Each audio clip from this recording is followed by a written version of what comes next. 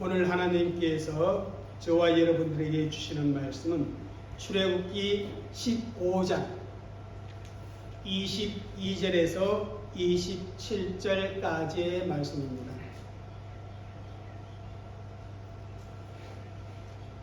같이 읽겠습니다. 모세가 홍해에서 이스라엘을 인도하며 그들이 나와서 수르 강요로 들어가서 거기서 사흘길을 걸었으나 물을 얻지 못하고 마라에 이르렀더니 그곳 물이 있어서 마시지 못하겠으므로 그 이름을 마라라 하였더라. 백성이 모세에게 원망하여 이르되 우리가 무엇을 마실까 하며 모세가 여호와께 부르짖었더니 여호와께서 그에게 한 나무를 가리키시니 그가 물에 던지니 물이 달게 되었더라. 거기서 여호와께서 그들을 위하여 법도와 율례를 정하시고 그들이 시험하실세 이르시되 너희가 너희 하나님 나 여호와의 말씀을 들어 순종하고 내가 보기에 의를 행하며 내 계명의 귀를 기울이며 내 모든 규례를 지키며 내가 애굽 사람에게 내린 모든 질병 중 하나도 너희에게 내리지 아니하리니 너희를 치료하시는 여호와임이니라. 그들이 엘림에 이르니 거기에 물샘 12과 종로나무 70그루가 있는지라. 거기서 그들이 그 물 곁에 장막을 치니라. 아멘. 할렐루야. 이 시간에도 하나님께서 우리 예배를 받아주시면서 우리에게 또한 말씀하여 주시는 줄 믿습니다. 오늘 주시는 하나님의 말씀을 통해서 정말 우리의 영이 새롭게 되어지고 우리의 믿음이 더욱 굳건하게 말씀 위에 세워지는 그런 복이 있으시기를 바랍니다. 어느 부인이 남편에게 기대를 가지고 질문을 합니다. 그런데 그 질문 내용이 좀 그렇습니다. 만약에 나와 어머니 두 사람이 함께 물에 빠졌으면 당신은 누구를 먼저 구할 거야? 그런 질문을 했습니다. 아마 부인은 남편으로부터 자기를 먼저 구해줄 것이라 그런 대답을 기대했을 것입니다. 그런데 남편의 대답은 어머니라 대답했습니다. 이유는 남편이 되는 이유는 어머니는 한 분뿐이지만 아내는 다시 얻을 수 있기 때문이라.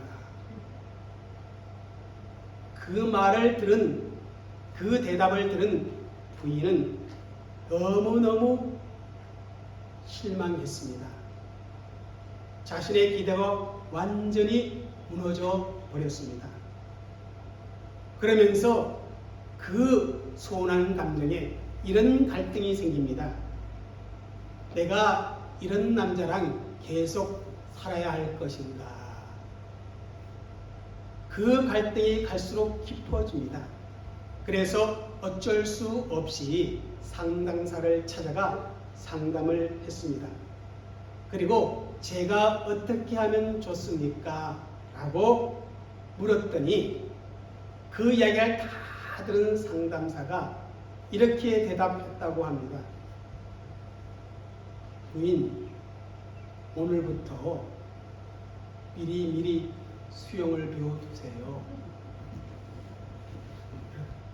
사람은 누구나 할 것 없이 자기 인생에 무엇인가 기대하며 또 다른 사람으로부터 무엇인가 기대하며 살아갑니다. 모든 일들이 술술 잘 풀려지며 계획한 대로 일이 진행되어지기를 소망하고 기대하며 살아가는 것이 오늘 우리들이라 그렇게 말할 수가 있습니다.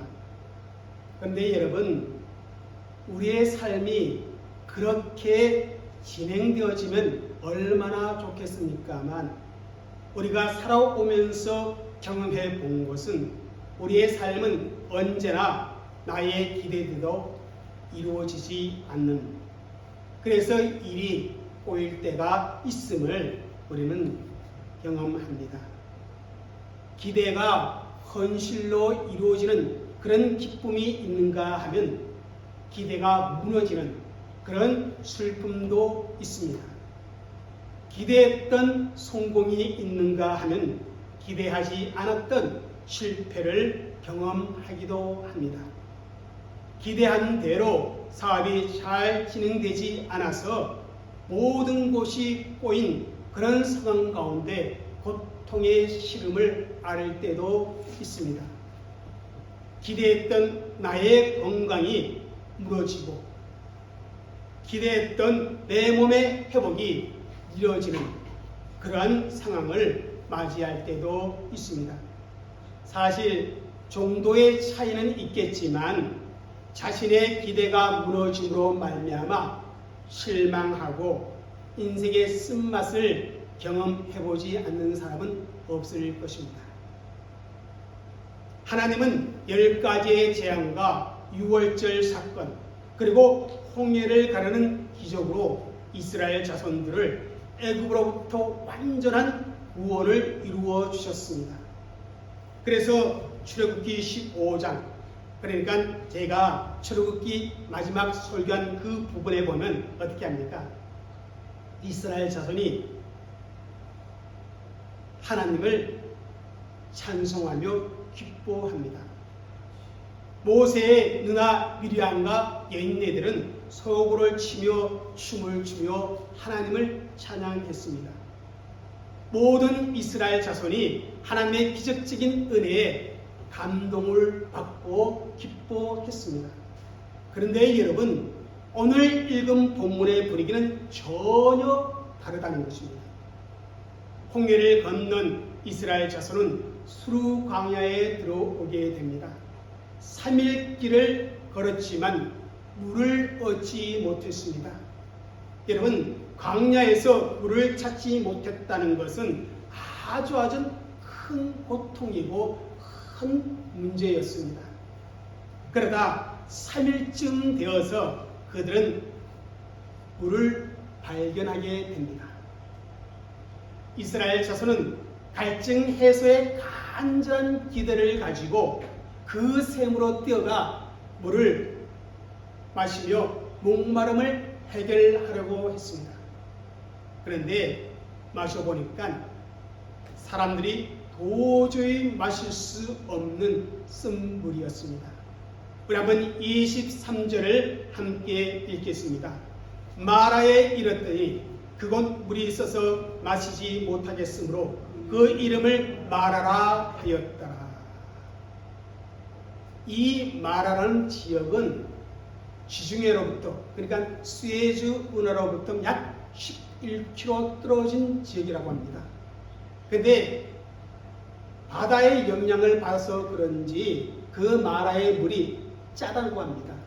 심지어는 악취가 나는 그런 물들이 있다고 합니다. 그러한 물로 인해서 어떻게 합니까? 이스라엘 자손들이 도저히 마실 수 없었다라는 것입니다. 물을 발견하곤 이제 갈증을 해결할 수 있다. 그러한 기대를 가졌었는데 그 기대가 무너져 버린 것입니다. 기대가 무너지자 이스라엘 자손들의 감정은 어떠합니까? 모세를 원망하기 시작합니다. 모세를 원망한다는 것은 또한 그를 지도자로 세우신 누구를 원망하는 것과 같습니까? 하나님을 원망하는 것과 같습니다.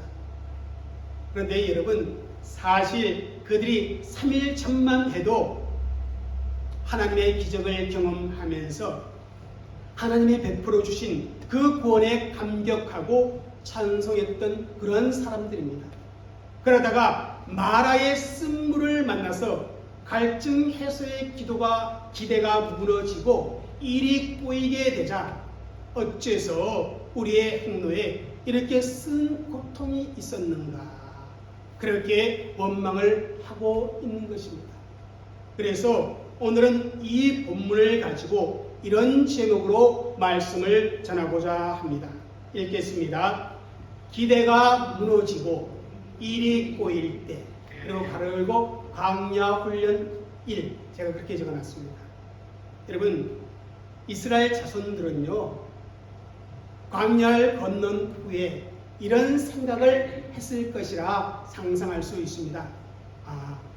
이제 우리 일들이 가나안 땅으로 하는 여정이 술술 잘 풀릴 것이다. 그러한 기대감을 가졌을 것입니다. 하나님께서, 그 전능하신 하나님께서 우리와 함께 하기 때문에 그 어떤 것도 우리 앞에는 문제될 것이 없다. 그렇게 기대감으로 꽉 차 있었을 것입니다. 얼마나 그들의 마음이 흥분했겠습니까? 얼마나 큰 기대를 가졌겠습니까? 그런데 이스라엘 자손의 그런 기대와 달리 하나님은 이스라엘 자손의 열방의 거룩한 제사장의 나라로, 그리고 거룩한 백성으로, 그리고 하나님의 대행자로 세우기 위한 광야 훈련을 준비한 것입니다.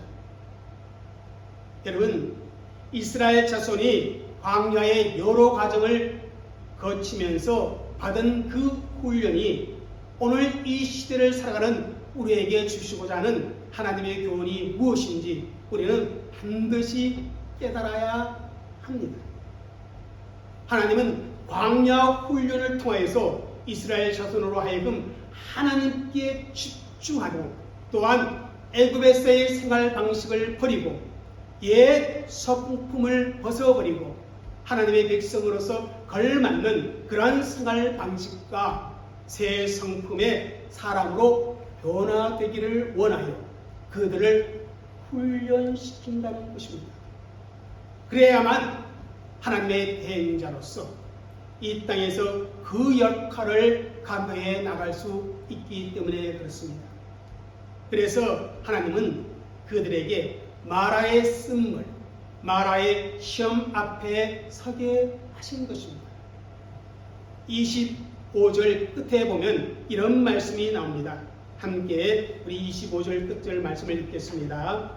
거기서 여호와께서 그들을 위하여 법도와 율례를 정하고 그들을 시험할세.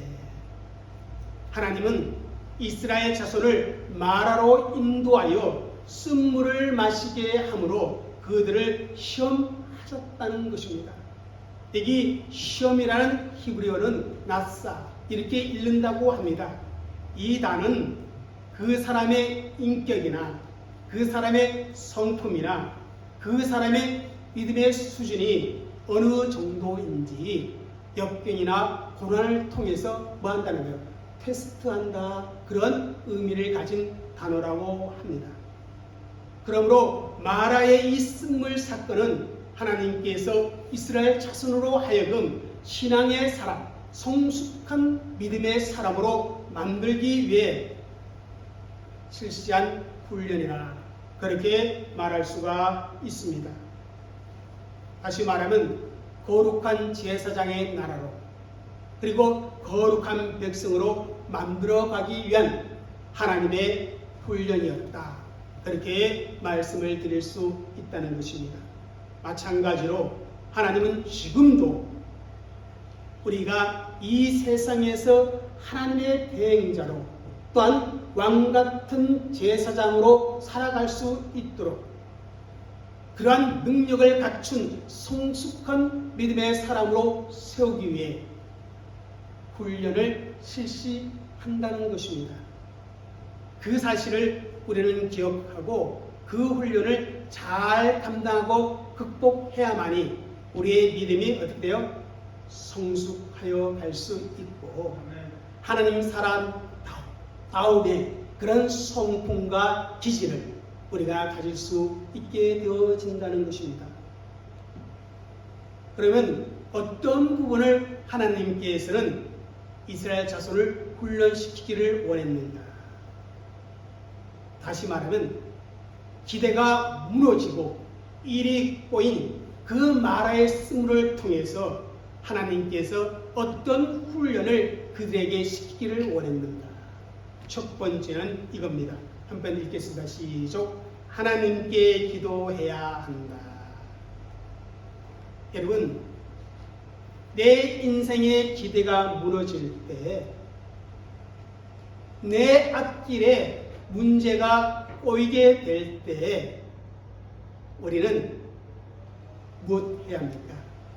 기도해야 한다는 것입니다. 때론 하나님께서 기도해야 할 사람이 기도하지 않기 때문에 기도하도록 그 기대를 무너뜨릴 때가 있습니다. 기도의 사람으로 세우기 위해서, 기도 훈련을 시키기 위해서 어떻게 할 때가 있다고요? 문제를 꼬이게 그렇게 그대로 버려둘 때가 있다는 사실입니다. 25절을 읽겠습니다.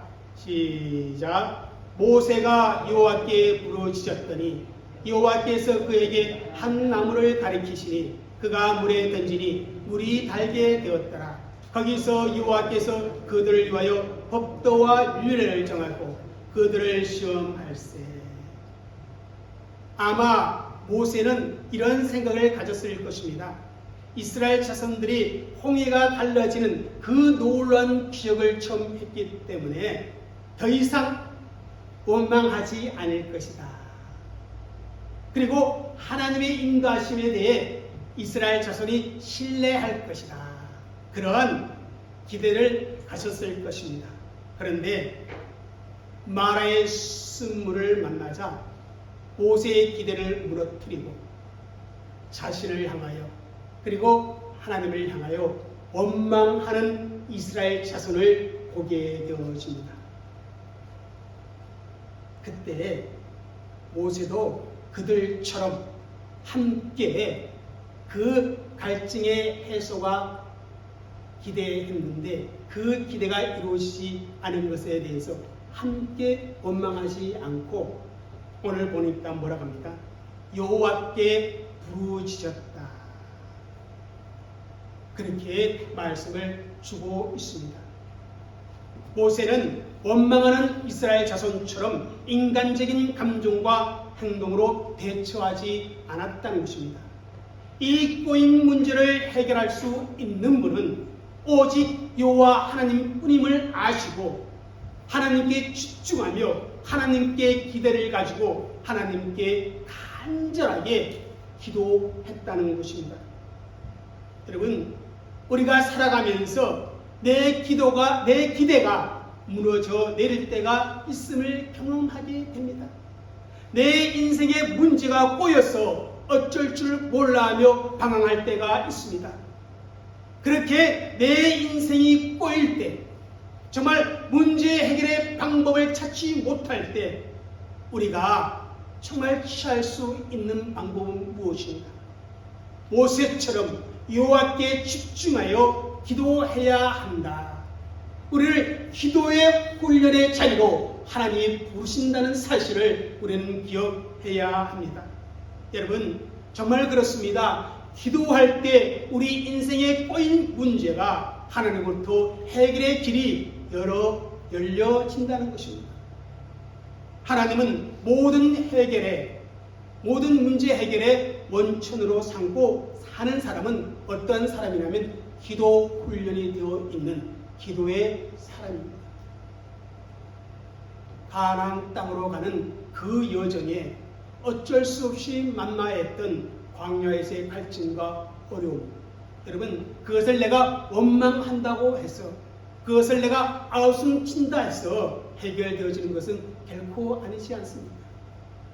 인생 광야에서 나의 기대가 무너질 때 혹은 내 인생이 꼬이게 될 때 그것은 하나님께 기도하라는 그런 신호인 것을 여러분 인지할 수 있기를 바랍니다. 그러므로 여러분, 어떤 일이든지 원망할 수 있는 이 입술을 어떻게 합니까? 기도 훈련을 통해서 기도하는 입술로 우리는 만들어야 합니다. 여러분, 목마름의 문제, 무너진 기대를 다시 일으켜 세울 수 있는 것은 하나님이 바로 나의 하나님 되심을 믿고 그 하나님께 도움을 절실히 요청하는 것입니다. 사랑하는 성도 여러분, 여러분 인생이 꼬이고 여러분의 기대가 무너질 때 정말 기도할 수 있는 그러한 사람이 나를 기도의 훈련의 장으로 하나님이 부르신다는 그 사실을 믿으시기를 주의 이름으로 축복합니다. 기대가 무너져 내리고 인생이 꼬이는 그 위기 앞에 그저 두 가지의 반응이 있었습니다. 이스라엘 자손은 상황을 바라보며 원망했습니다. 그러나 반면에 모세는 하나님께 집중하여 하나님께 기도했습니다. 여러분 어느 쪽을 선택하셨는지 모세처럼 하나님께 기도할 수 있는 그런 성도들이 되시기를, 그래서 기도 훈련을 통하여 기도의 사람으로 세워지기를 주의 이름으로 축복합니다. 둘째, 다시 한번 25절을 읽겠습니다. 시작. 모세가 여호와께 부르짖었더니 여호와께서 그에게 한 나무를 가리키시니 그가 물에 던지니 물이 달게 되었더라. 거기서 여호와께서 그들을 위하여 법도와 율례를 정하시고 그들을 시험할세. 기도하는 모세에게 하나님이 응답하십니다. 한 나무를 가리키십니다. 그냥 땅에 널브러진 아무 나무가 아니라 한 나무입니다. 지시한 나무입니다. 그 나무를 잡아 물에 던지라는 것입니다. 그렇게 하였더니 물이 달게 되었더라. 그렇게 본문은 말씀하고 있습니다. 이스라엘 자손의 무너진 기대가 다시금 회복되는 역사가 일어났다는 것입니다. 여러분, 이와 마찬가지로 우리에게도 인생의 쓴물을 단물로 변화시켜주는 한 나무가 있습니다. 우리 인생이 꼬일 때 그 인생에 반드시 집어 넣어야 하는 한 나무가 있다는 것입니다. 우리의 삶에 반드시 적용시켜야 할 한 나무가 있다는 것입니다. 여러분, 그것이 무엇이겠습니까? 어른 버스비 목사님은 그 나무는 바로 이것이라고 말합니다. 읽겠습니다. 시작.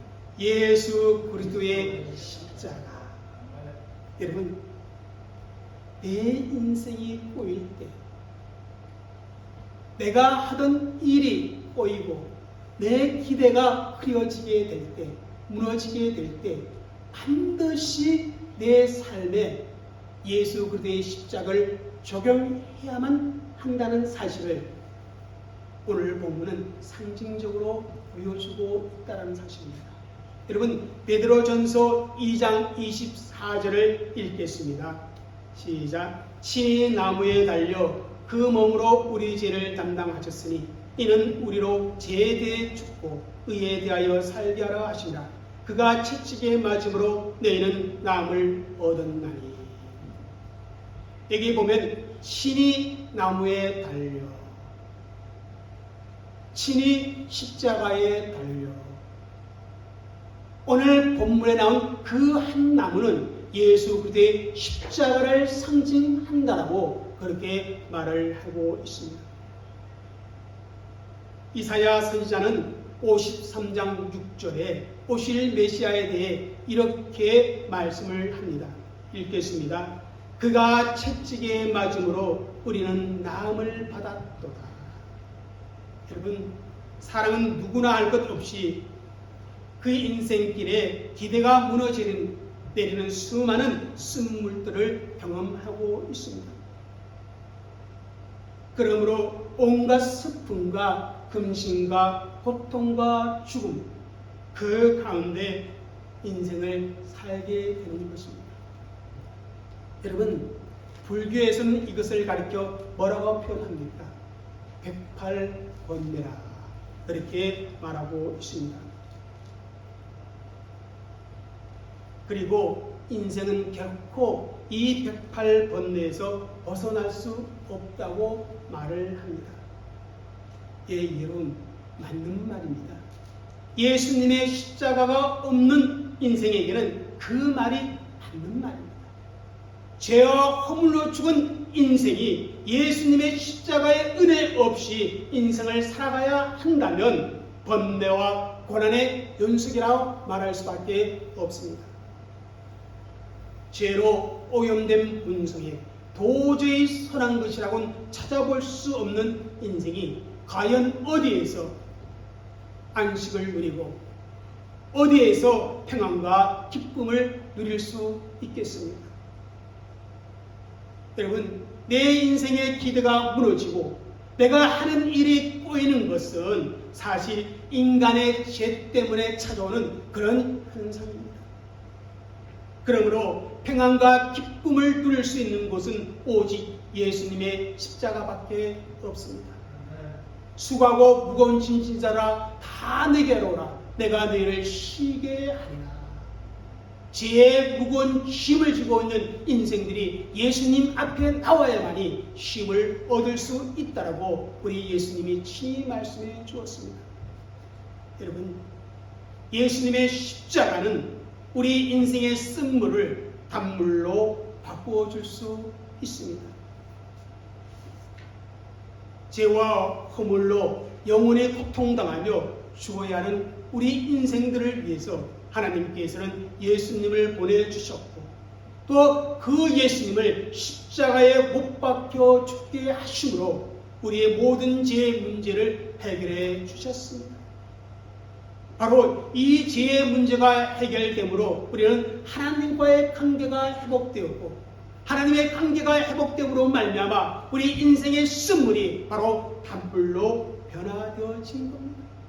슬픔이 변하여 뭐가 됩니까? 기쁨이 됩니다. 근심이 변하여 뭐가 됩니까? 찬송이 됩니다. 고통이 변하여 뭐가 된다고 합니까? 희락이 된다고 그렇게 말씀하여 주고 있습니다. 그러므로 인생의 그 고통 속에 쓴물의 고통 속에 있는 사람이 있다면 예수 그리스도의 십자가 앞으로 나가 그 십자가를 자신의 삶의 현장에 적용해야만 합니다. 십자가 밑에 나아가서 하나님, 제가 잘못했습니다. 하나님 용서하여 주시옵소서. 그렇게 기도하며 회개할 때 하나님의 말씀에 순종하지 못하고 어긋나게 살았던 그 삶을 진정으로 내가 회개할 때 하나님은 우리를 회복시켜 주십니다. 예수 그리스도의 십자가에 보이는 그 능력이 내 인생을 회복시켜 줄 수 있다는 것입니다. 사랑하는 성도 여러분, 여러분의 삶에 그 기대가 무너지는 그 순간 십자가 앞으로 나아가 여러분의 삶에 그 십자가를 적용할 수 있는 그런 성도들이 되시기를 주의 이름으로 축복합니다. 정말 하나님 앞에 나가 진실되게 회개함으로 말미암아 여러분의 삶이 회복되어지는 놀라운 역사, 무너진 기대가 다시금 세워지는 그런 은혜의 역사가 있기를 주의 이름으로 축복합니다. 마지막으로 여러분, 마라의 쓴물 앞에서 정말 우리의 기대가 무너질 때는 이렇게 해야 합니다. 한번 읽겠습니다. 시작. 하나님 말씀 앞에 서야 합니다. 여러분, 말씀 앞에 서야 합니다. 하나님의 말씀 앞에 하나님의 말씀으로 우리는 들어가야 합니다. 하나님의 말씀으로 나를 점검해 봐야 합니다. 우리 26절을 읽겠습니다. 시작. 이르시되 너희가 너희 하나님 나 여호와의 말을 순종하고 내가 보기에 의를 행하며 내 계명의 길을 기울이며 내 모든 규례를 지키면 내가 애굽 사람에게 내린 모든 질병 중 하나도 너에게 내리지 아니하리니 나는 너희를 치료하는 여호와임이라. 여러분, 기대가 무너졌다고 해서 인생이 망합니까? 쓴물 때문에 내 인생이 망합니까? 그렇지 않습니다. 그 이유는 우리와 함께 하시는 하나님은 치료의 하나님, 회복의 하나님, 그 하나님이기 때문에 쓴물을 단물로 바꿀 수 있는 그런 전능하신 하나님 때문에 내 기대가 무너졌다고 내 인생은 망하지 않습니다. 믿으시기를 주의 이름으로 축복합니다. 그런데 정말 중요한 것은 하나님의 말씀 앞에 내가 서야 회복이 빨리 온다는 사실입니다. 하나님의 말씀에 순종하고 사는 것이 이스라엘 자손들의 본분입니다. 이스라엘 자손들이 그 기대가 무너진 것 때문에 원망하지 말고 오히려 하나님의 말씀을 붙잡고 순종해야 한다고 말씀하고 있는 거예요. 그래서 오늘 본문에 보니까 4번이나 반복해서 말씀합니다. 여호와의 말을 들어 순종하고 내가 보기에 의를 행하며 내 계명에 귀를 기울이고 그리고 내 모든 규례를 지키며 이렇게 말씀합니다. 이렇게 4번이나 반복했다는 것은 그만큼 중요하다는 것입니다. 말의 쓴물이 문제가 아니라 너희가 하나님 말씀 앞에 있느냐 그것이 중요하다는 것입니다. 내 기대가 무너진 것이 문제가 아니라 내가 과연 하나님 말씀 앞에 있느냐 그것이 문제라는 사실입니다. 사랑하는 성도 여러분, 성도에게 있어서 생각과 말과 행실의 척도는 세상의 법이나 사람들의 이목이나 나의 생각이나 감정이 아니라 바로 하나님의 말씀이라는 사실을 우리는 기억해야 합니다. 그래서 우리가 이 세상을 살아가면서 끊임없이 내가 하나님의 말씀 앞에 세워지는 그 훈련을 해야 한다는 것입니다. 아멘. 여러분, 일이 잘 진행되지 않고 있습니까? 그렇다면 하나님 말씀 앞에 세워지는 그 훈련을 하나님이 하라는 신호인 것으로 믿고 다시 한번 여러분을 하나님의 말씀 앞에 미쳐 보시기를 주의 이름으로 축복합니다. 여러분, 사무엘하 6장에 보면 다윗이 바알라 유다에 있는 하나님의 법궤를 다윗성 예루살렘 성으로 옮기는 장면이 기록되어 있습니다. 다윗은 그 법궤를 옮기기 위해서요, 보관 대작가 정말 훌륭한 군인 3만 명이나 동원합니다. 그리고 멋지고 아름다운 새 수레를 준비합니다.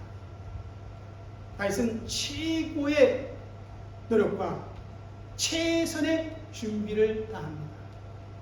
그리고 하나님의 법궤를 싣고 이제 예루살렘 성으로 옮깁니다. 그런데 여러분, 무슨 일이 벌어집니까? 그 법궤를 실은 수레를 끌고 가던 소가 어느 순간 뜁니다. 그래서 우사라는 사람이 법궤가 수레에서 떨어질까봐 그 법궤를 붙듭니다. 그 순간 우사는 그 자리에서 죽게 됩니다.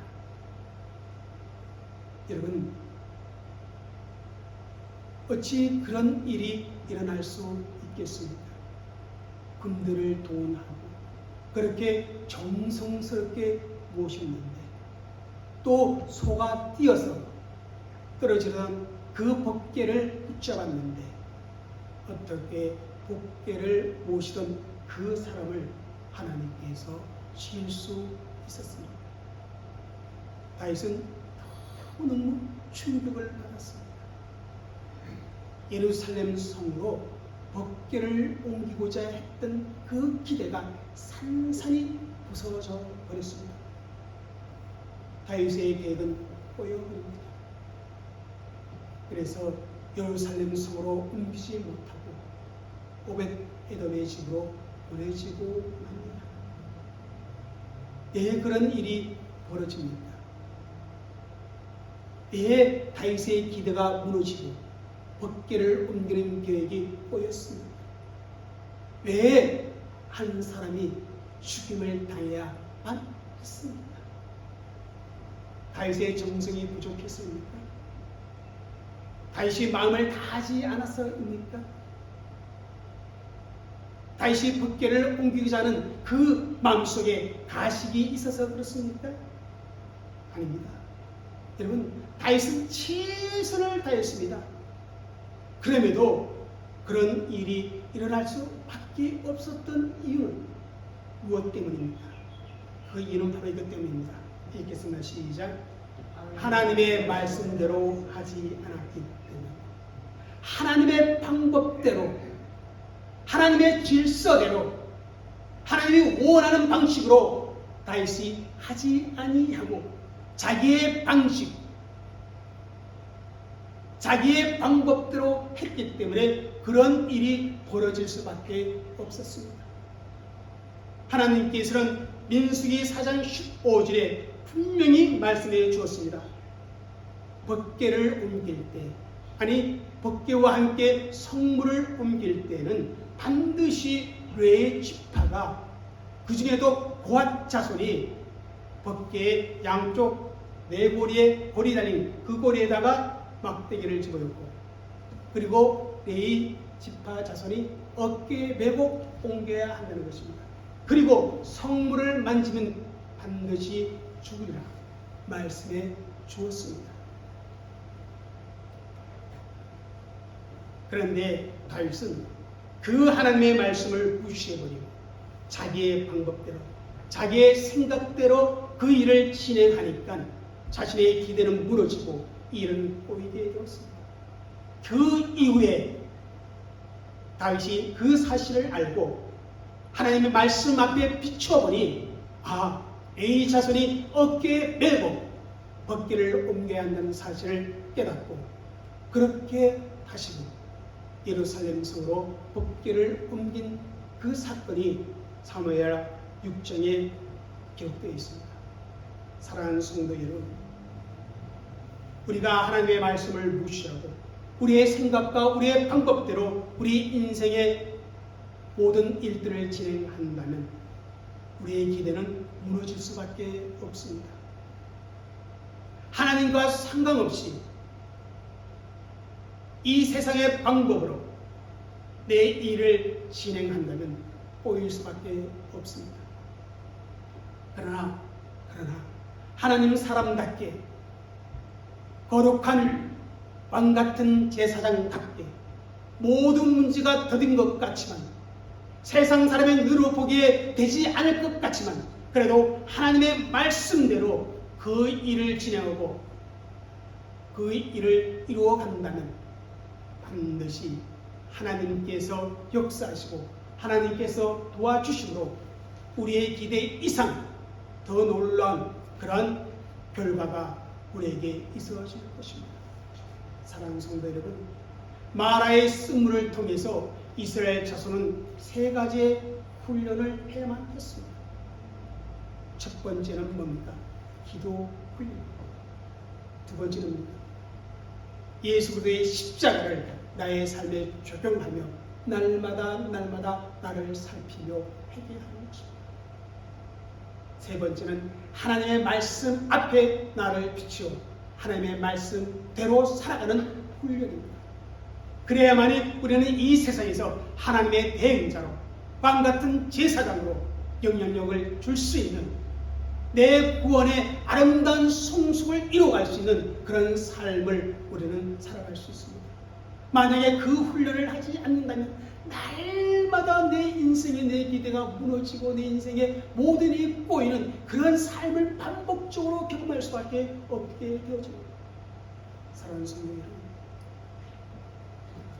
광야의 이 훈련을 잘 감당하는 저와 여러분, 그래서 왕같은 제사장으로서 이 세상을 능력 있게 살아가는, 권세 있게 살아가는 저와 여러분이 되어주시기를 주의 이름으로 축복합니다. 이 시간에 기도하겠습니다. 하나님, 내 인생에